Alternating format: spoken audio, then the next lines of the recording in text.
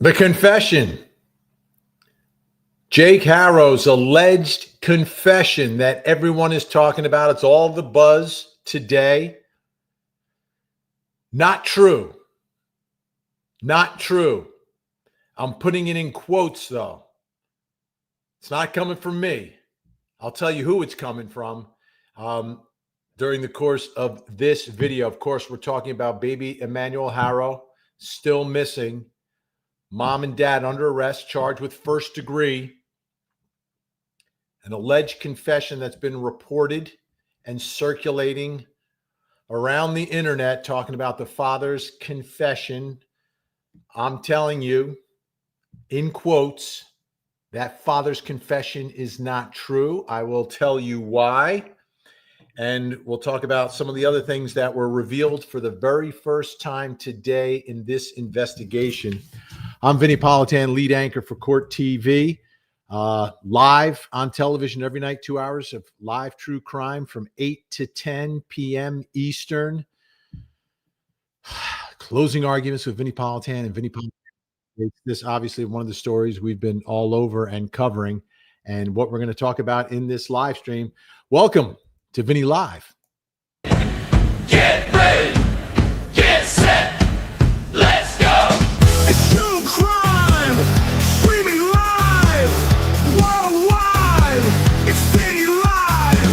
It's true crime, streaming live, worldwide.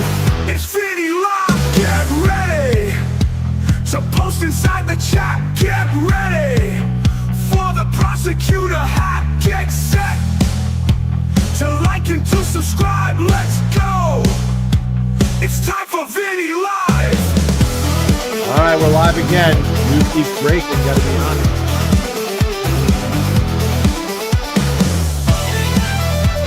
Let's go.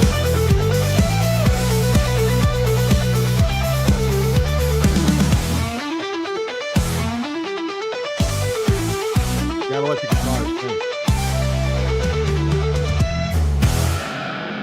There we go. Welcome to Vinny Live. Okay. Oh, wait, gotta get this on. 1 second. Remove and add. Here we go. So when I say the father's confession is not true, it's not true that he confessed. It's not true that he confessed, and it's not coming from me. It's coming from someone much closer to the case. So today, for the first time, we got to hear from the investigators, the two sheriff's departments, and the prosecutors, the two prosecuting agencies. So the case will be investigated by San Bernardino because they began the investigation. They're in the lead, but it will be prosecuted by the Riverside County DA's office. The two they work together all the time. They're all in the same area of California. So let me show you why I'm saying this. So first of all, Ashley Bouchard, our great mod on Facebook, texted this to me, and I was like, whoa, I don't think that's true. I don't. Breaking, Emmanuel Harrow's father admitted to missing baby and dumping him in trash can. Okay. If you dumped them in a trash can, why are they on the side of the 60 freeway? That doesn't make sense to me, but still could be true, right? Or he could have confessed to that and it not be true, right? So the confession could not be true, but the fact that he confessed is what I'm saying is not true. The fact that he confessed. Now, the stories that I've heard is that they put like a jailhouse undercover in there with Jake Harrow, and the undercover got him to admit what he allegedly did. I think that's what this is all about, right? It's not a confession where he's being interrogated. Isn't it true? Isn't it true? No, it's not one of those. And then he just breaks out. Yeah, I did it. I did it. I did it. No, I did it. I did it. I did it. Oh, too soon. Too soon. So it wasn't that type of a confession. It was the type of confession where he's confessing to someone who he does not believe is part of law enforcement, but actually is placed inside the jail by law enforcement. It's a very common tactic, very common, and I could see it being done. But I'm telling you that it's not true. And the reason being I think this report came out first, then there was a press conference by investigators and the DA in charge. The DA in charge seems like that's a serious dude. He seems very focused, very serious about his job. He's like kind of at a central casting as the type of prosecutor you might want in your town, right? So let me play for you that piece of the press conference, because usually in these cases, the most interesting part of the press conference, and that's what I'm going to go through today, are at the end. In the beginning, they thank each other and they give you some basic information. Sometimes they give you good stuff. Sometimes they don't. Here, they give you okay stuff.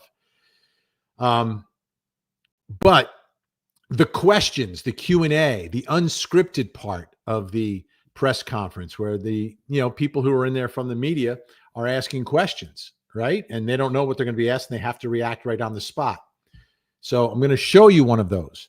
I tried to enhance the audio of the person asking the question because they are not on a microphone. So at first, I only knew the answer to the question. I didn't know the question itself. But then I pumped it up. I thought I understood it. Then I confirmed with Matt Johnson, Court TV's Matt Johnson, correspondent who was in the room asking some of those questions, if what the question was about. And he confirmed to me that that's what it was about. So take a listen, then we're going to talk about it.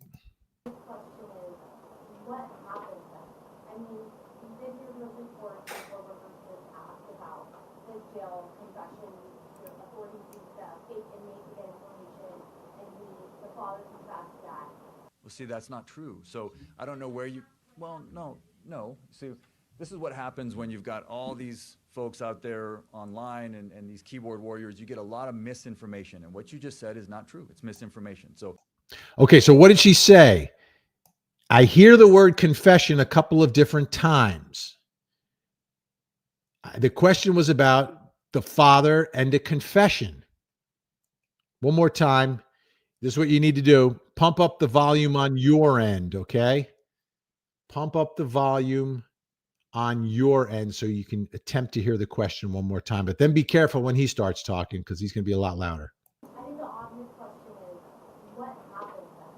I mean, you did hear the report that Rover was asked about the jail confession, according to the fake inmate to get information, and the father confessed that. well, see, that's not true. So I don't know where you, well, no. See, Okay, so I clearly heard her ask jail confession, the father confessed, and then his response is that's not true. I'm going to play it one more time, and I'll let the rest of his answer go because it's important. I think the obvious question is, what happened then? I mean, you did hear the report that Rover was asked about the jail confession, according to the fake inmate to get information, and the father confessed that. well, see, that's not true. So I don't know where you, well, no. See, this is what happens when you've got all these folks out there online and these keyboard warriors. You get a lot of misinformation. And what you just said is not true. It's misinformation. So that's what I'll tell you did not happen. Okay? I can't talk about the facts of the case. Well, no, I'm giving you information about baby Emmanuel. I'm giving you information about the cases and the investigation. But what you just said did not happen. So, that's not, I can't be responsible for when you guys get it wrong. Go ahead. Oh, I told you he was serious, right? I told you he was serious. So again, the question is about a jailhouse confession. The question is about the dad confessing and the prosecutor in the case. Now there's no reason for him to mislead the public at this point on that. If he would either say, I can't answer that question if he can't reveal it, or he'll just say, that's not true. That's not true. So the father's confession, not true, didn't happen. Did not happen. This jailhouse confession did not happen, according to the man who is in charge of the prosecution of this case, the Riverside, California DA. So I believe the report, I hope the report preceded the press conference, because in the press conference, he's clearly saying that is not the fact. So this alleged confession did not happen according to the prosecutor. Now, I'm a former prosecutor. I could put on my prosecutor's hat to prove it to you. It's behind him right now. So what can't a prosecutor say ethically at this point? At this point, they can't get into the facts of the case. The defendant is presumed innocent. And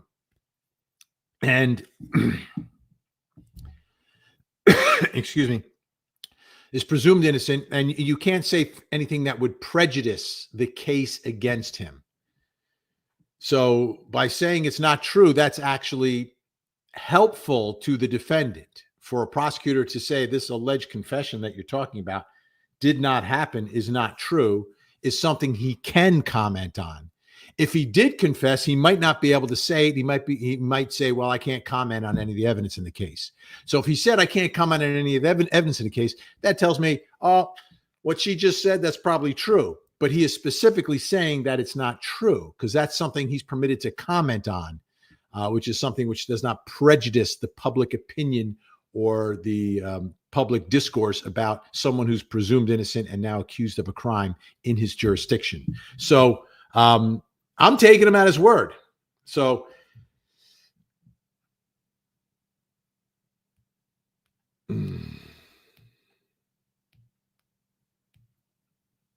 let's listen to it one more time.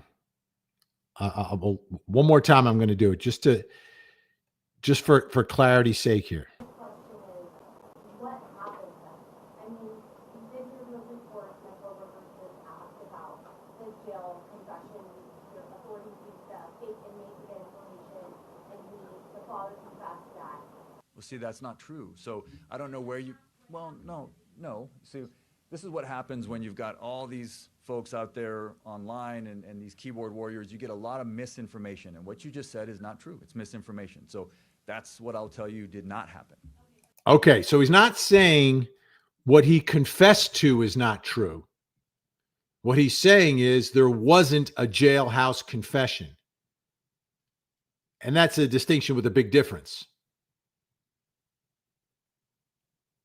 In one case, a confession, again, to someone who's an undercover fake inmate, right?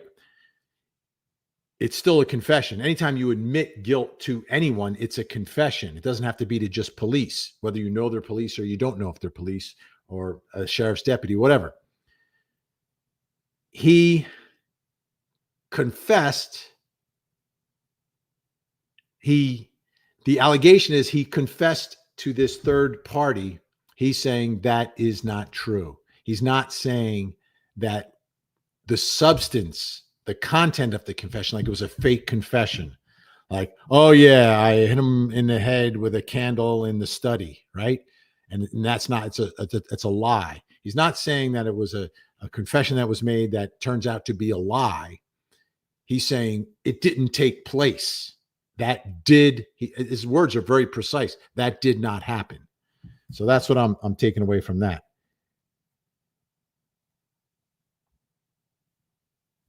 Now, and sometimes if people are reporting something, they may have a source. The source may be wrong. You know, in a case like this, the information that you're going to get is going to be from a source who's likely anonymous, because anyone connected to the investigation itself is not permitted to speak about it at this point. That's over. The only way we're going to find out about things, and this is what the DA said, is inside the courtroom or things that are filed with the court. That's where you're going to find out the information and the very, very, very specific facts of the case. So there's more in this that I want to get to, but that was the first big point that I wanted to make. And what I'm going to do is I'm going to go point to point to point. So I'll just go to a couple of the comments before I get to the next point that I want to make, instead of doing all my points and then being 45 minutes behind in the conversation here. Let's see, who could we go to? Thursday's girl is here a day early on a Wednesday. Let's go, Vinny. Yeah, let's go. Thank you so much. Love the photo, by the way. All right. Let's see. And IT or ET 2261 tuning in from Scotland. I know you guys love true crime over there. I know you love it. All right. So we got folks coming in from around the country, around the world. Thank you so much. All right. Oh, look at this. We've got Jane J993 from Riverside in the house. Let's go. Gen X, the internet is full of fake bad info. Gen X, another one of our mods in our mod squad. Yes. But let me do this. I don't want to attack the internet necessarily. I mean, any member of the media, anyone reporting or covering a story can sometimes things are wrong. Sometimes you're given information that's wrong. Sometimes the false information comes from officials. Okay, so that's not out of question these days. Sometimes you get false information from officials, but people chasing the story have their sources and sources that they trust.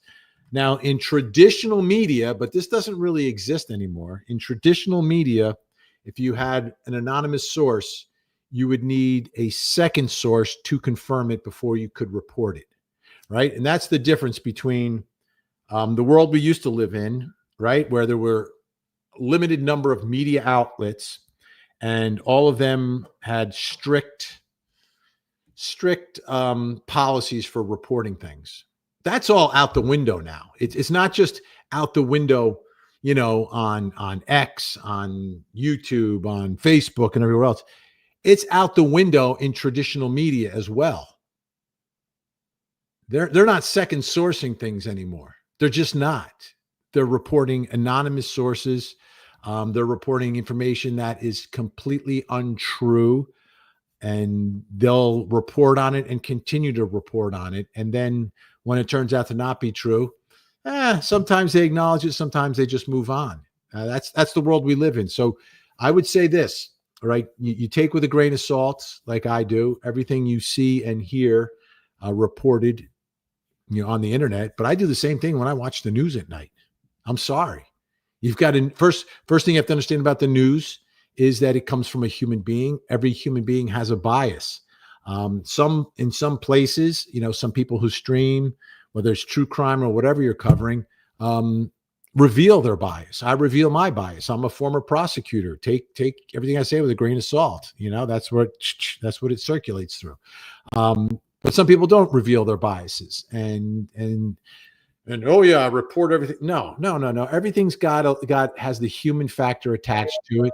So people that lean one way, whether you lean politically one way or you lean towards guilt one way, or you have an idea in your head about something, that is going to impact the way you report and the way you trust and interpret information you get.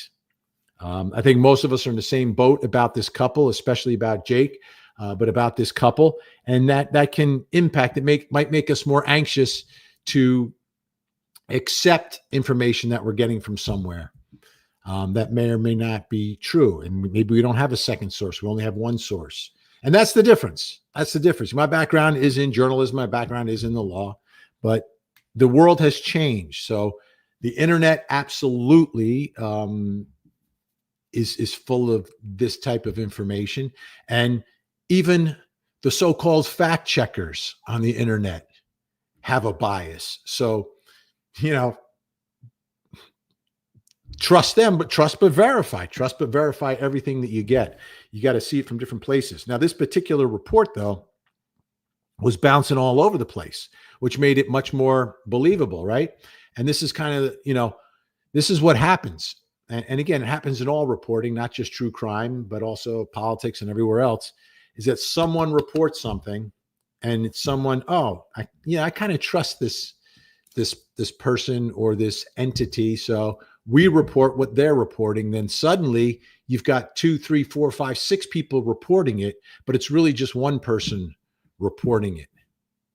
But it looks much more credible because everyone is reporting on the report. Here's the lesson for all this.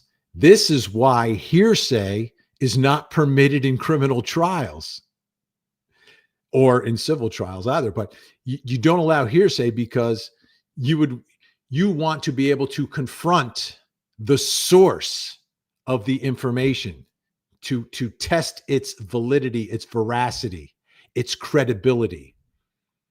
So even in a case like this, if this was a trial, a reporter couldn't testify about this confession. You would need the person who was actually there.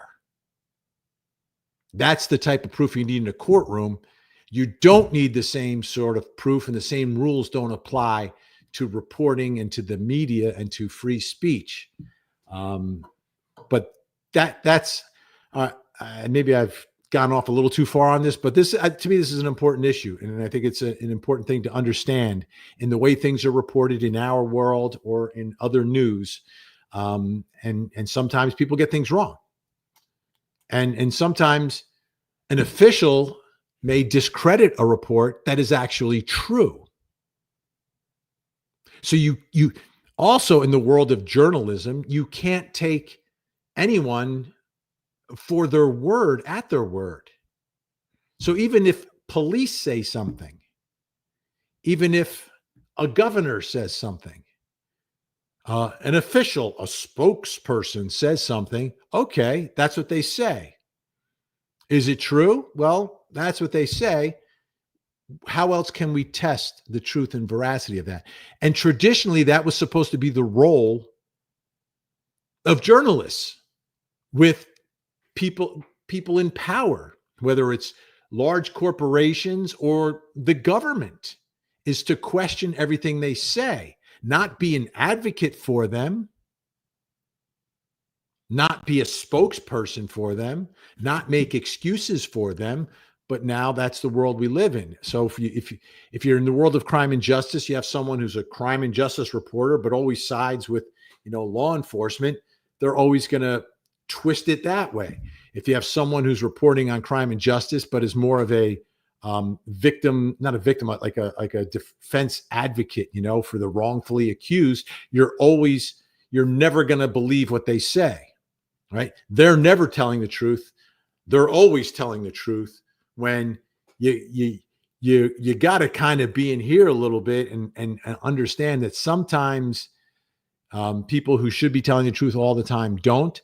And sometimes people who rarely tell the truth might be telling the truth in this rare instance, which is the open mind, which is, okay, listen to what everyone's saying, but then balance it up against the facts. And it's almost like on a daily basis, all of us have to be like a jury in determining the facts reported to us by the media, whether it's social media, traditional media, wherever you're getting it, from your phone, from your computer, from your television, from a newspaper, from the radio, wherever you're getting it, from a podcast, from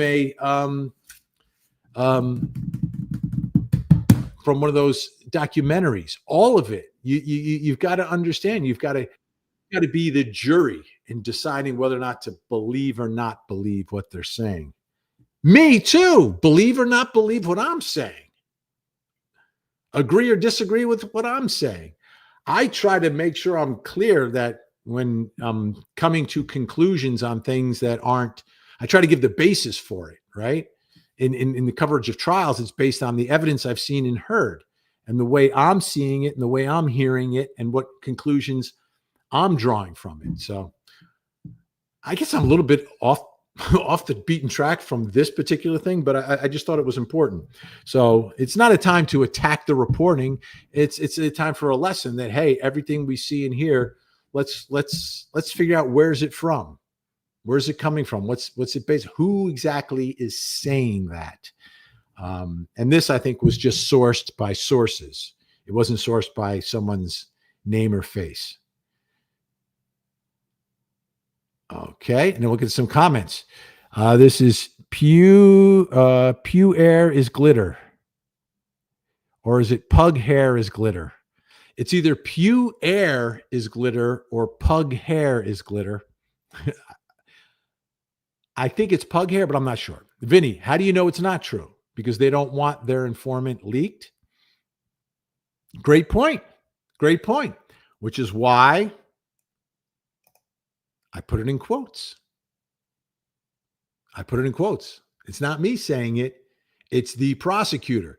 Then what do? I said, well, why would the prosecutor lie in his press conference? Well, this could be a reason why he wouldn't want to tell the truth, because they don't want to burn an informant. I don't know if that would burn an informant necessarily that they had, but I don't think it's an actual inmate. I believe the story was that someone was placed in there who's not an actual inmate. So it's not really a traditional informant. And a traditional informant would be another, in this case, in a jailhouse, it would be another inmate. And you might not want to put that inmate in jeopardy by saying that we got a rat in here, boys. We got to exterminate them. You know what I mean? So if it was that type of informant, maybe, but I think the allegation of the confession is someone that was specifically placed in there for the purpose of eliciting information from the defendant. So that's my belief on that. So I just had to check something here. So that's where I think we are.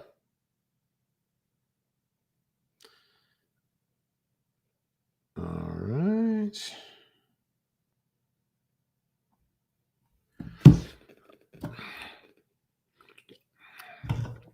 I'm not saying I know it's not true. I'm saying I believe the confession did not happen, because in this instant, based upon the circumstances and information, I believe this DA was being truthful.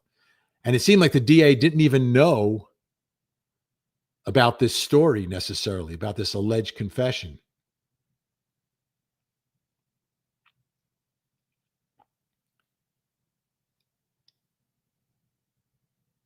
All right. Jane J993. It is pug hair. Okay, good. I want to make sure it's not easy to get all the names correct, because it's always one word. So I got to do a quick read on them. All right. Let's see what else folks are saying. Here we go. And Hilario Perez 679. Welcome, Hilario. It probably is true, but they don't want to talk about the fake inmate now. Everybody knows there's a fake inmate in the jail. Possible. It's possible. I felt like his reaction from it was, as he's listening to it, it's like, what are they talking about? Right? But that's possible. They want to get him to safety first, get him out of there. But the report was already out there for like hours and hours and hours and hours. So I don't know. But I get it. All right. And Galactic TE. I want the judge to let this monster go, named and shamed. Galactic TE. Yeah, I'm going to talk about that. That's another one of the points I wanted to go through here, and they spent a lot of time of that. All right. Bridget XOX. Confession, no signed confession, but that doesn't mean they didn't get an admission. Right. There's the word confession and admission. I guess when you say confession, most of us get that image in our mind, right? That you're shining the light on someone and you get them to break, and they confess. Whereas this is more likely an alleged admission, telling someone you did something, not believing that it would ever be used against you, right? Or a confession like, yeah, I'm going to admit it, and then they can use it against me, versus just admitting something or telling a third party or someone you believe is a third party about something you did for whatever reason, to get it off your chest, to show off, or to just small talk or whatever. If they did get it, I believe his response would have been, I can't talk to you about the evidence in the case. But his reaction was like, what are you talking about? Wait, that's not true, right? So he's a DA. He has to be elected. I don't think he wants to necessarily. This is another one of the things that goes through my mind. I don't think he necessarily wants to mislead the public that elects him to office, right? You don't want to do that. You know, you're a DA, you're a prosecutor, but you're also a sort of a politician in the legal world, right? May go into straight politics at some point. Many do. And you wouldn't want to be seen directly lying to the public, right? So I think the safest way for the DA, if that was in fact true, would have been to not deny it and say it's not true, which would be a lie. He would say, I can't comment on that, or I can't speak about the alleged evidence in the case, and then just move on to the next thing. But he didn't. And he took the opportunity to attack the internet at the same time, by the way, revealing how he thinks about it. All right, let's get to a little bit more of this. I'm just going to see who else is in the check-in here. Here we go. Nicole McDonald, 811. Welcome. Great to have you aboard. Thank you for your support. Who else is with? Oh, back. Nicole McDonald, 811. I was literally thinking this morning, Vinny's going to have a busy day again. Mad respect, Mr. Politan. Busy. Yeah, yesterday was uber busy, right? I did, following your developments and then live streaming, then jumping on to the STS live stream, then zipping down to the studio and doing 2 hours. And I don't know if you saw the second hour last night, Vinny Politan Investigates. I spoke with one of the accusers in Kentucky. Oh, wow. I'm going to have to do a live stream on that as well and take some clips from it, but some shocking moments. It was an intense day yesterday. All right. Let me just get current with, and then I want to move on to the next point that I'm going to make.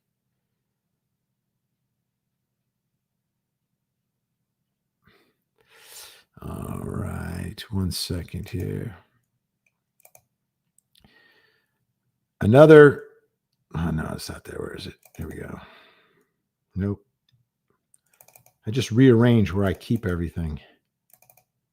To get happy, it's time to get funky. It's time for us to smile, 'cause here comes Max Spunky. Mod Squad action figures in the merch shop. That is a great request from McSpunky. Thank you, McSpunky. Always making us smile. Mod Squad action figures. That would be fantastic. A bit of a heavy lift, though. A bit of a heavy lift to get one of those. But I'll show you what they would look like. These would be, I guess, they look something like this, right? You would want some Mod Squad action figures. Gen X, Frankie Figs, Jennifer Sube, Ashley Bouchard. Action figures. Now, what already exists in a very limited edition is this this action figure. This is me. This is my excuse me. This is my action figure with the verdict tie on, the red verdict tie. This is Verdict Vinny from a few years ago, before I started dyeing my hair silver. I guess I could maybe update this with it kind of looks like me, right? Huh? Mini Vinny. Anywho, Mod Squad action figures. All right, we'll think about that. That's a great idea. Great idea. That's where the great ideas come from. You know, people just pitching the ideas. All right.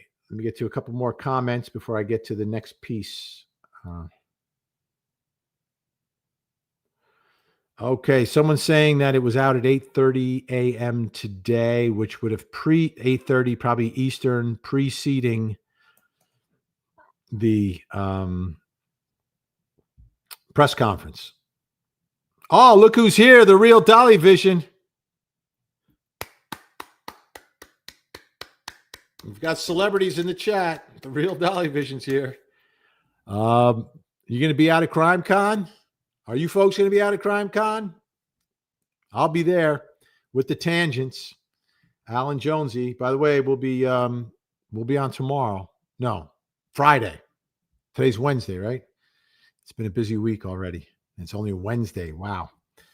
All right, let's see. I'm just scrolling. I just want to get current.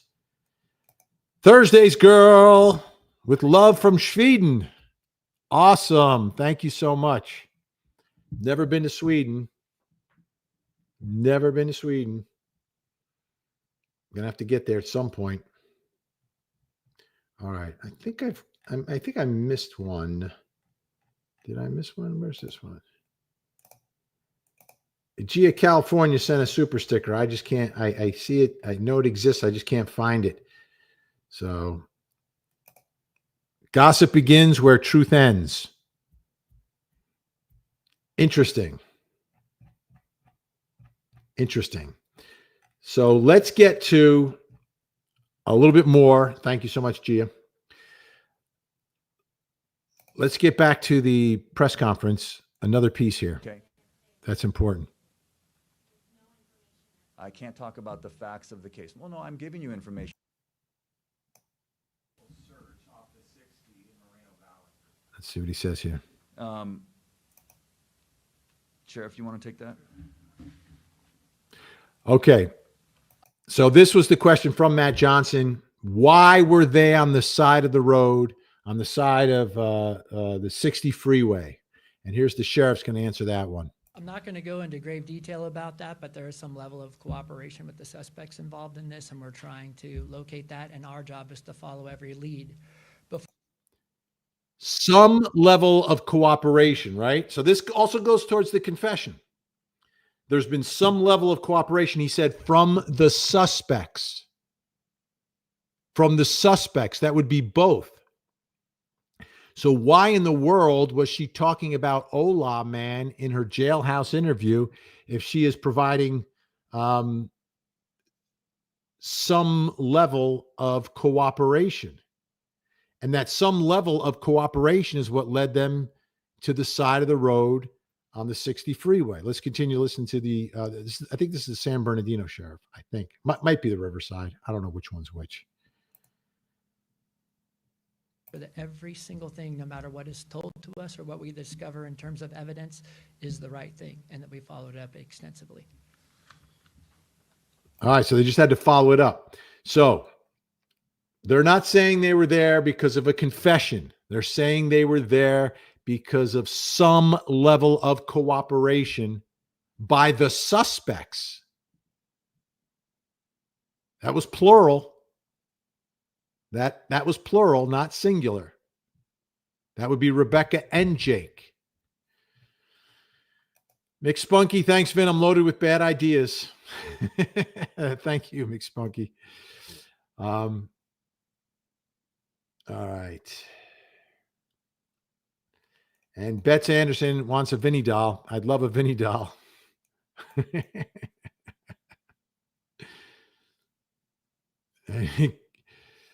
All right, let's see who else is in here. Okay. All right, good. I think I'm current. So that's significant. I thought Matt asked the most important question, out of the box. Like, this was the biggest development. You were at a specific location looking for the child, and one of the defendants is there at the time. Why? And he says it was some level of cooperation. Cooperation is not giving an admission to an undercover. Cooperation is cooperating, right? Speaking with law enforcement. Now, the other development here, and we got this from the first appearance, is that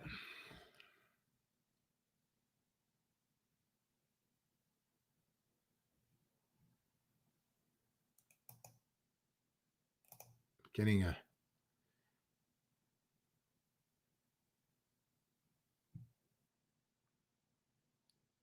Surth River or Sir Thriver Z8L. DP in California. They said this is not a DP case. They said that was something else. They said this is not a DP case. Not a DP case.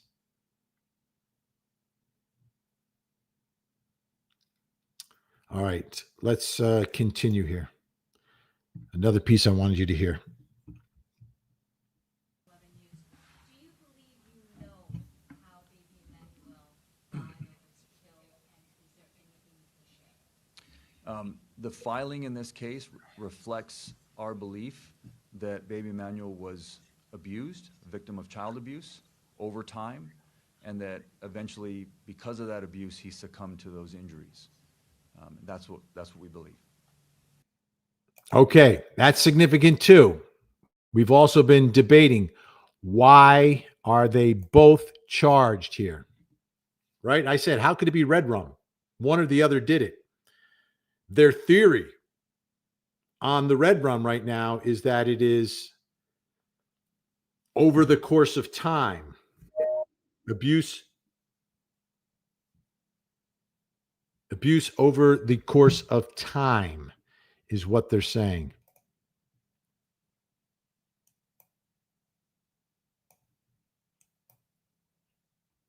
All right.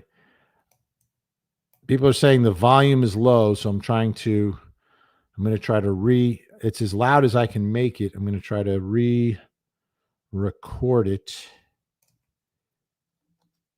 at a different level here. 1 second. Doing a lot of things at once.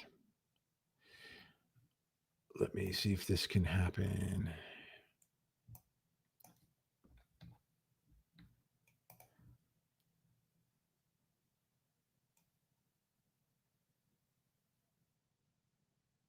Yeah, everything's moving kind of slow here. My apologies for the volume of the playback. It's I'm rushing to get on here. Okay, so I won't play the last piece unless I can get the re-record here. But I'm summarizing what's being said anyway. The DA is saying that it was over the course of time. Their theory of the case is not that one thing happened and Emmanuel was unalived. What they're saying is the course of conduct, the continuation of the abuse, and then eventually he succumbed to his injuries. That's their theory here. Why is that their theory? They're saying they have lots of evidence, digital evidence. Maybe there were communications about what was going on. Maybe there was Google searches about injuries that the child had suffered over the course of time. I don't know, but that's their theory. Their theory is not that in an instant something happened. It was over the course of time, the continuation of injuries, just like his daughter,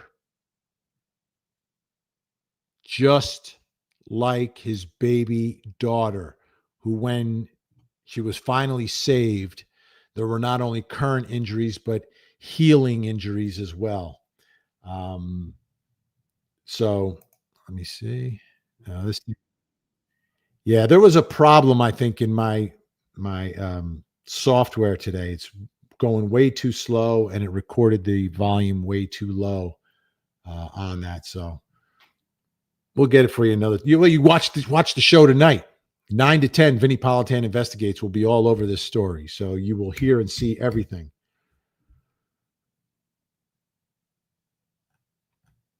All right. PJ Vision saying, yo, Vinny, CrimeCon not letting that celebrity Dolly Vision get a booth. Next year, we need your help. All right. I saw him there last time. I did see him there last time. But All right. Well, if anyone's out there, though, come on by. Court TV obviously will have a huge setup. And then for the Tangent podcast, which I do on Fridays with Alan Jonesy, we'll be on Creator Row with all the other podcasters, etc. All right. What do we got here? What do we got? I'm just checking my work stuff. I always have to check it if I'm streaming at this time of day to make sure I'm not missing anything.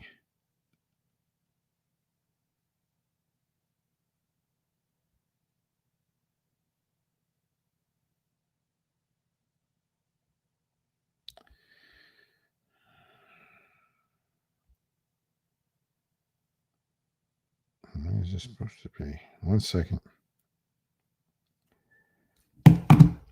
I have to check one email from work. I'm sorry. 1 second. 1 second.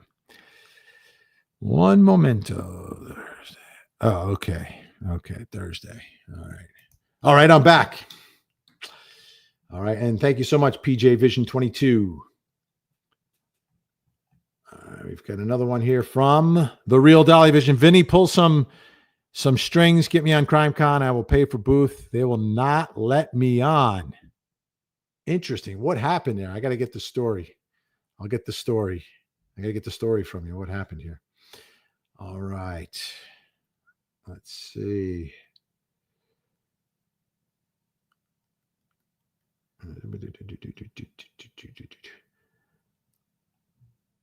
All right. All right. I'm up to date. So the other big development in this, and I'm checking to see. No, it's still not generating for me. I'm trying to get enhanced audio so you can actually hear the press conference.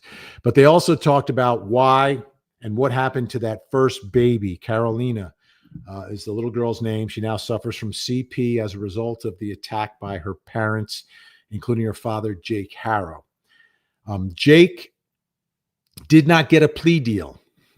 Okay, Jake did not get a plea deal. Jake pled guilty to the charges. So he went into court. He's charged with, the child cruelty, whatever, and admitted to it and said, yes, I did it. Prosecutors at that point wanted prison, not jail. They say they wanted prison time. It was the Riverside DA. It was his office, his prosecutor, who was in court asking for prison time. The judge decided to give what they call a suspended sentence. Very common. Oh, I sentence you to 360 days in the jail, but I will suspend the sentence. And if you behave, you won't have to go to jail. It'll just be hanging over your head. It'll be dangling over your head.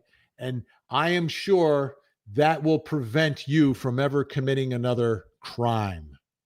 Judges do it all the time. Why do judges do it all the time? I would see it on sentencing days, Fridays, when I was a prosecutor. Because every defendant comes in there and tells a sob story. They tell a sob story, and it's rare that a judge understands the reality of what happened. But they should have in this case.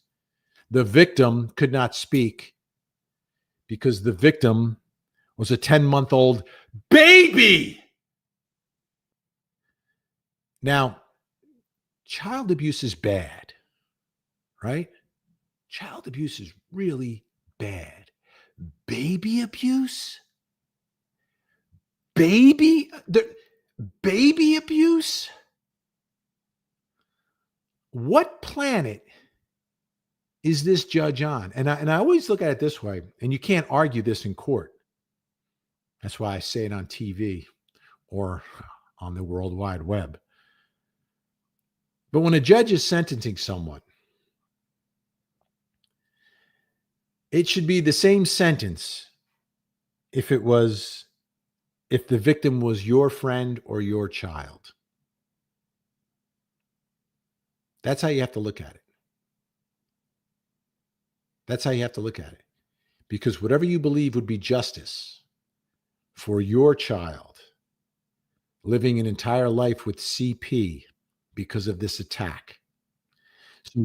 So what happened in this case was this judge allowed Jake Harrow to walk out of the courtroom in a case where the victim, who was only 10 months old, or maybe it was 10, was it 10 weeks? 10 months, will never walk. He walks out of the courtroom, the victim will never walk because of him.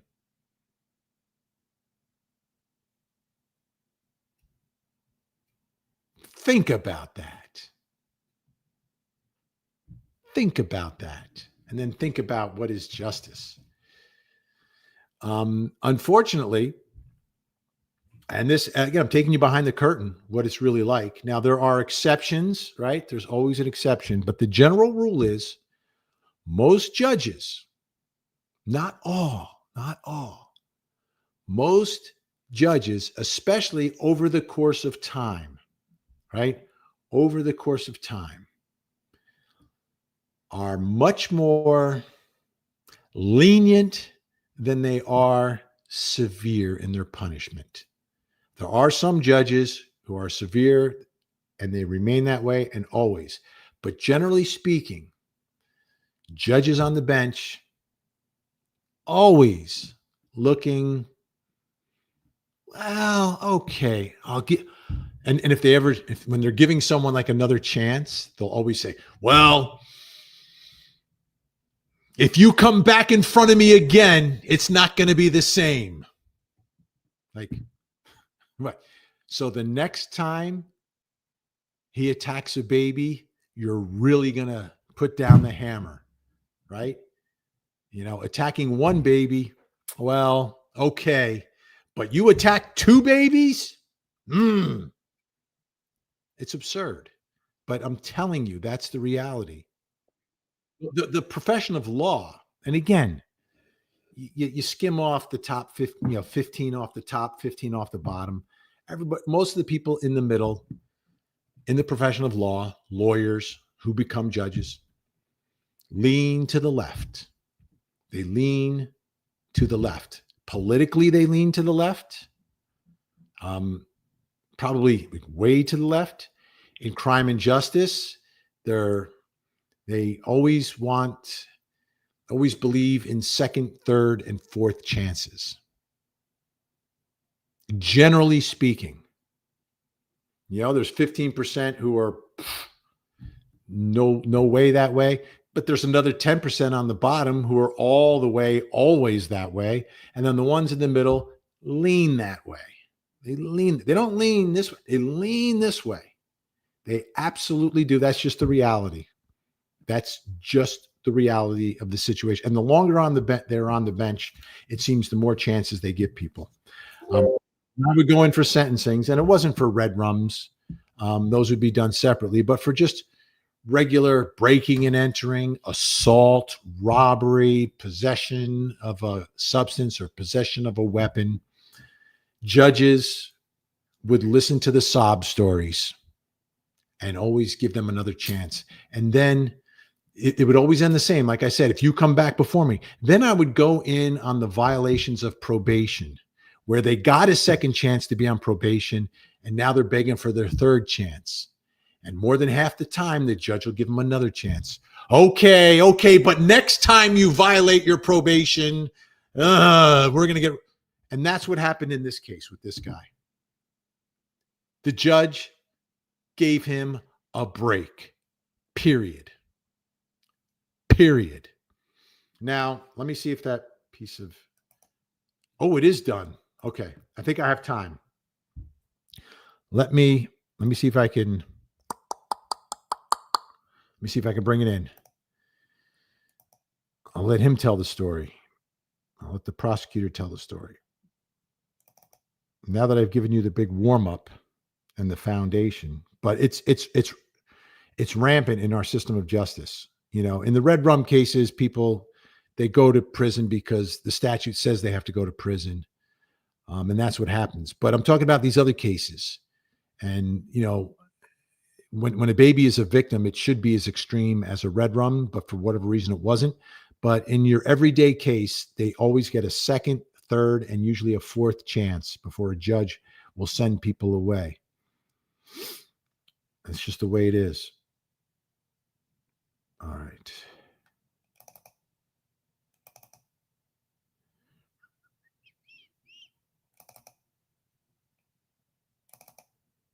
I will. So in 2018, Jake Haro with his ex-wife, there's another child who they were prosecuted for child abuse as well, child neglect, cruelty. That child was also an infant, and that came to the courts, arrested in 2018. It came in to the courts in 2023. We had charged various felony crimes, child abuse, child cruelty, and our indication or our what we wanted out of the case was prison. We believed it was a prison case and that Jake Haro should have gone to prison. Jake Haro pled straight up to the court, which sometimes reporters get this wrong and you call it a plea bargain. Judges are not allowed to plea bargain. Defendants can plea bargain with the prosecutor, but when a defendant pleads up to the court, they plead to everything that they've been charged with, and they're essentially throwing themselves on the mercy of the court.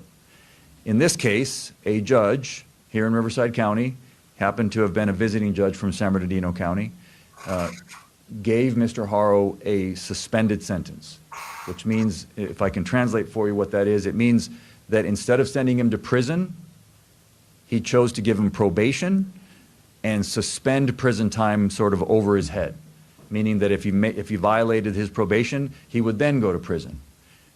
My prosecutor in the courtroom objected to that and said on the record, we object, we think it's a prison case, you should send him to prison. And the judge decided, as is the judge's right to do in that case, he decided that Mr. Haro deserved an extra break and gave him probation and basically 180 days of work release, which ends up being like community service. I will say that it was an outrageous error in judgment by this judge. And I don't have any problem saying that. I'm not attacking the judge personally. That decision was absolutely outrageous. Mr. Haro should have been in prison at the time that this crime happened. And if that judge had done his job as he should have done, Emmanuel would be alive today. And that's a shame, and it's an outrage. And I hate to say that, but when our criminal justice system breaks down, I'm going to just call it like it is and tell you it broke down. It's not how it's supposed to work. The judge had obviously meant well. At the end of their sentence, he told Jake, I'm giving you a big break today, don't mess it up. But I want to point something out to you. I want to read to you the injuries. The child's name is Carolina. She is still alive today, but she is permanently bedridden. She has permanent damage, cerebral palsy, that is a result of long-term child abuse. I want to read to you the injuries that were presented in court to this judge at the time of that previous prosecution. Acute fracture of the posterior left rib, fifth rib, healing fractures of the posterior lateral 6th, 7th, and 10th through 12th ribs, healing fractures of the 6th and 9th through 12th ribs, partial bone fracture of the skull, brain hemorrhage, significant prevertebral soft tissue swelling of the neck, and a healing tibia fracture of the right leg. This is severe abuse for an infant. And so whatever you think of the criminal justice system and people need a break, someone who does that to a child belongs in prison, period. Okay. Straight from the horse's mouth. I hope you all heard that. I pumped up the volume. Pump up the volume. Pump up the volume. Pump up the volume. Oh, man. Okay. Let's see. Yeah, and it was 10 weeks. That's right. 10 weeks, not 10 days. 10 weeks, not 10 months. 10 weeks old, which is, if that's your victim, how on earth do you let him walk and say, I'm going to give you a break? let you walk out of the courtroom when your child will never walk. Ozman 187, great photo, loving it. The judge for Harrow's sentence was from a different jurisdiction. Yes, it was pointed out that he was visiting from San Bernardino. Relationship with Harrow's attorney. Get the likes up. Road to 150 subs. Let's do it, Ozman. Thank you so much. Let me tell you, for that judge is going to have a hard time getting reappointed or reelected. I don't know if it's elected or appointed out there. I don't know. I forget how California does it. Every state does it a little differently. Who else do we have? Nicole McDonald, 811. Vinny, sorry, but need to ask here. What do you drink in that wee little black can of yours? We must know. Oh, it's Pepsi Zero. Pepsi Zero. Because I'm entitled to have some fun as a type 1 diabetic. I'm allowed to have some joyful thing. I also drink a whole thing of smart water. Thank goodness for those commercials during the show. Okay. You Nicole McDonald. Yeah, it is Pepsi Zero because I am today and yesterday and will be tomorrow a type 1 diabetic. All right, Judge. Yeah. Judge has some explaining to do. Absolutely. Absolutely. That is a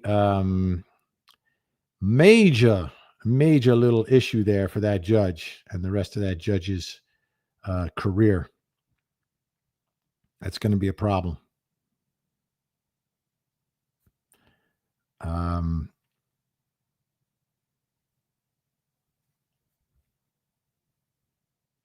So that's going to stick to them. All right. I think I am current. I got everything. Oh, by the way, folks, if you noticed the shirt, did you notice the shirt? It's one of the great items that is available at the Vinny Originale True Crime Merch Shop. Yes, it's a thing. It's a thing. Shirt and a hoodie, a beach towel and a mug. A new design from Vinny is better than a drug. True crime merch, you know he did it. True crime merch, mark the exhibit. True crime merch, we hate Casey. True crime merch from Vinny Originally. Our tangent stuff is great, unlike any others. Buy it now, don't wait. Perfect for all you mothers. True crime merch, allegedly. True crime merch, stepped on a bee. True crime merch, it's not free. True crime merch from Vinny Originally.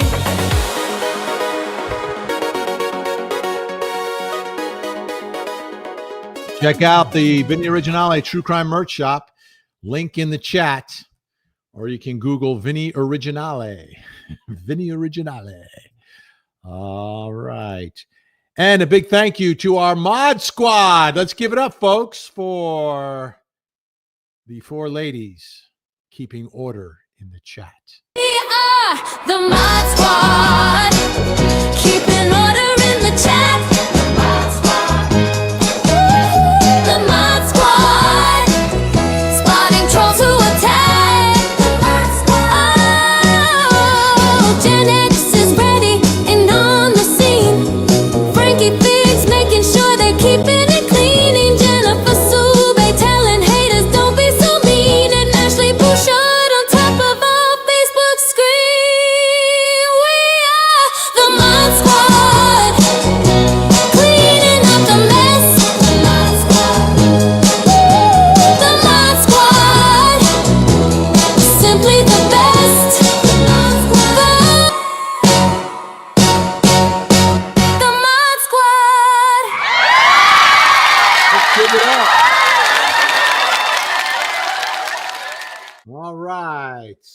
What is this? Give me an e-hug, Vinny. Hands, yellow hearts, hands, yellow hearts, hands, yellow hearts. There we go. There's an e-hug. Thank you, Samir, my love. W. Leo LLW, best viewers on steamboo.com. Remove the space, whatever that is. Anyway, watching on Twitch. Thanks so much for joining us on Twitch. Streamboo. I don't know what that is. What is that? I have no idea. All right. And Knox of Night giggling at We Hate Casey. Yes, we do. Gia, California. Vinny, your mods rock. They're simply the best, right? Simply the best. Dramatic Popcorn, that's a bot. Don't trust them. Also on Twitch. All right. I don't know who's real and who's a bot on Twitch, but thank you, Dramatic Popcorn. Let's see. What else do we have here? Frankie Figs. Frankie Figs. Oh, thank you for the support, Gia. And Gen X has the link for the merch, folks. There's the link. Gen X has it. 5:33 p.m. 5:33 posting. Boom, boom, boom. You can get your merch. It's flying off the store shelves. All right. Well, anyway, folks, I got to get ready. I got two big shows tonight. Let me tell you about them. All right. Behind that. Reply, he's absolutely disgusting. I don't know what that means. Paranormal 358, but okay. And we got a jump on here from Don Cato, 2159. 15 continuances from 2018 to 2023 for a felon in possession of a firearm. Probation revocation should have been automatic. Yeah, because he had another issue. Should have been automatic. Now, there was something interesting. I forgot to point this out. I think if you do the math on this, right? And one thing the prosecutor said was if he had been put in prison, Emmanuel would be alive. I don't know if that's true. The case was in 2023, right? The case is in 2023. So if he's put in prison in 2023, is he out in time to conceive Emmanuel? Emmanuel may not have even been born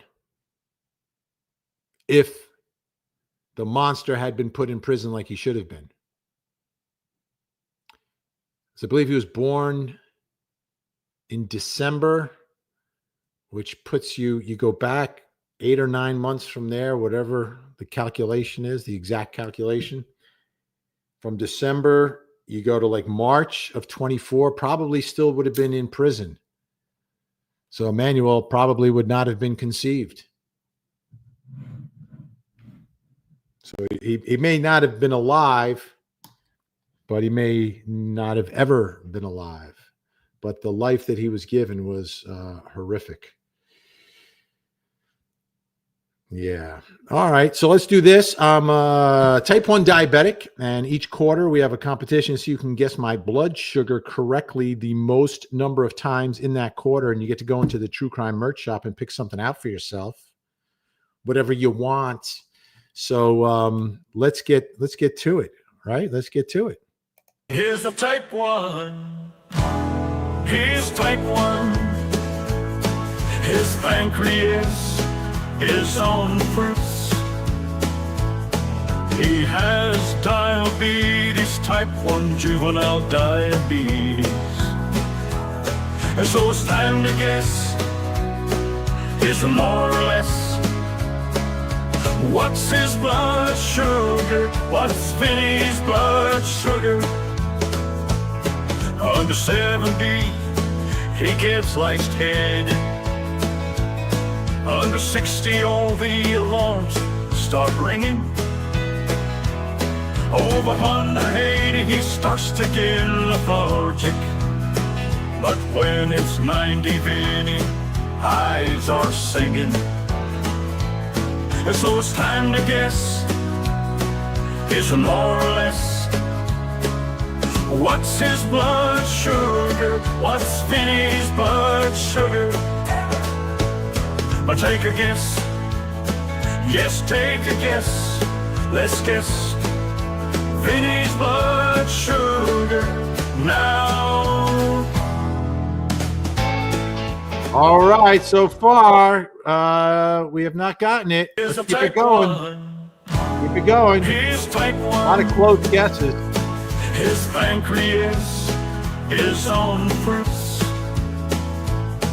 He has diabetes, type 1 juvenile diabetes. And so it's time to guess, is more or less. What's his blood sugar? What's Vinny's blood sugar? Under 70, he gets like head. Under 60, all the alarms start ringing. Over 180, he starts to get lethargic. But when it's 90, Vinny, eyes are singing. And so it's time to guess, is more or less. What's his blood sugar? What's Vinny's blood sugar? But take a guess. All right. Yes, take a guess. Let's guess.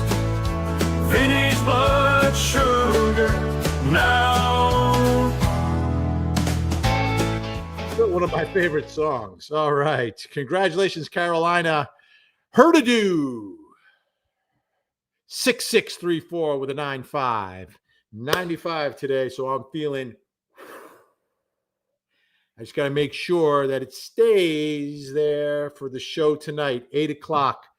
Closing arguments. We'll be talking about Donna Adelson and this incredible trial that's on Court TV. We'll also play for you some of the testimony of Cardi B. Cardi B back on the witness stand for a second day. We'll show you the best moments from her testimony. That's 8 o'clock on closing arguments. Then 9 o'clock, it's all baby Emmanuel. There's a lot of pieces to of information that we learned today. Matt Johnson live out in Riverside, California. So we'll get a full hour taking a deep dive into the baby Emmanuel case tonight on Vinny Politan Investigates. So thank you, everyone, for watching. Thank you to the mod squad, of course, doing amazing work. Thank you for all the super chats. It's really appreciated. And thanks for the great conversation. Great conversation. Great to catch up with everyone. And don't forget, Friday, I'll be on probably around the middle of the day, 12:30 with Alan Jonesy. It's the Tangent True Crime Podcast. And then all three of us will be out at Crime Con on the 5th, 6th, and 7th of September out in, they say Denver, but it's actually Aurora, Colorado, just outside of Denver, over at the Gaylord. It's going to be an amazing, amazing time. I'm doing a panel, I think, with the folks from Tenderfoot. So that'll be fun. We got the big Court TV booth there. And of course, on Creator Row, you'll find the Tangent True Crime Podcast outfit. And we've got some prizes for you there, by the way. Maybe you can win one of these. This official evidence bag, courtesy of the Tangent True Crime Podcast. There it is. There it is. You can win one of those. I have some other prizes that I'm not revealing yet. So that's all coming up. That's it. I'm thanking you for your time this time. Until next time, I'm Vinny Politan. I'll see you at 8 o'clock. In the meantime, please don't forget to hug the kids.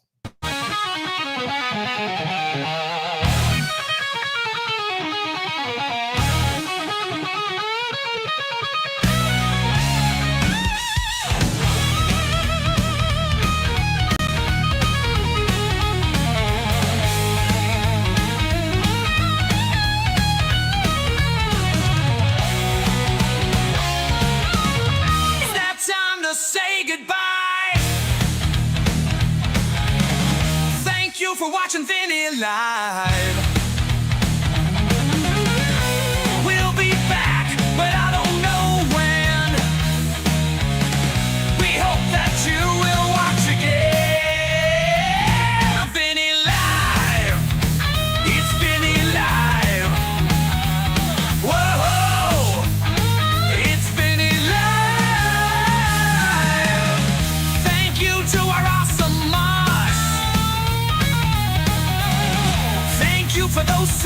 chats. Please hit the like and do subscribe. Let's do it again on Vinny Live. Now before you go, just one more thing. Please post below, say anything. Vinny Live, it's Vinny Live. Woo-hoo! Woo-hoo! Vinny Live, it's Vinny Live. Woo-hoo! It's Vinny Live.